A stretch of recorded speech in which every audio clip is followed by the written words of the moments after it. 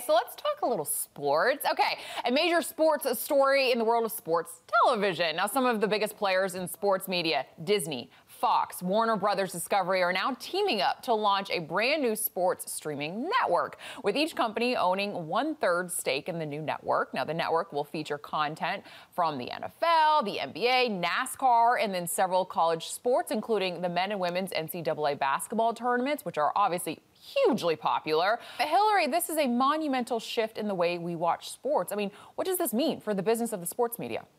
Well, you're totally right about that. Actually, when you were listing all of the sports and all of the different networks, I was thinking the only thing that wasn't mentioned was golf. So other than that, I think it really encompasses literally all sports. So let's look at the industry. Who is this good for? Who isn't it? Right out of the gate, this is fantastic for sports and for the consumer initially. So there's a short-term and a long-term play here. Short-term, fantastic. Why? Because particularly something like Disney, which is very broadening in terms of the market, in terms of the demographic that they serve, because that's so many across America, and ESPN, every single one of them, as well as Fox, it means more Americans are going to have easier access to sports, which is fantastic for all of sports, every single sport. However, one of the cautions I do have is more long-term. What happens when there's consolidation? We know this in terms of, let's look at the airline industry. You used to have a plethora of airlines. Now you're down to a few big ones. Look at accounting. It used to be the big 8. Now it's the big 4. What does it mean? Less competition always means higher prices. So what I would do if I was a consumer is to lock in now, because there'll be some great offers. They want everybody to get onto this new platform. Lock in now at a great rate, because why?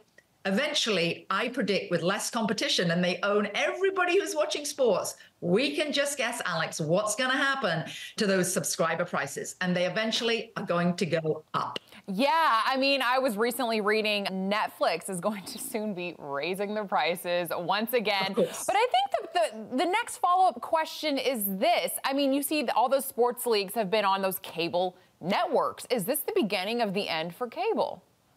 Well, cable has obviously been suffering, particularly all the main sort of networks. And originally, obviously, when television was first invented, there were only a few channels, and then it went to cable. Right now, what you're seeing is you're looking at this, what I would call, diversification, not putting all the eggs in one basket. For example, like look at Disney. It's not just Disney World anymore. It's not just a Disney Channel or movies. It's getting into sports. The most important thing is diversification in business.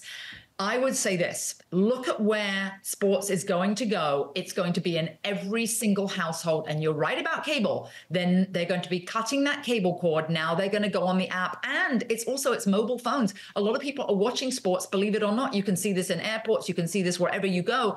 People are watching this on their cell phones. That's what makes it easier. The app in the palm of your hand. And that's where every single one of the major sports entities, but also all entertainment, has gone to. Yeah, definitely. I mean, we just saw that massive deal that Netflix made with the WWE. So yes, all the streaming services are certainly transitioning to live sports as well. Hillary Fordwich, thank you so much for joining us this morning. Fantastic information. Pleasure, Alex.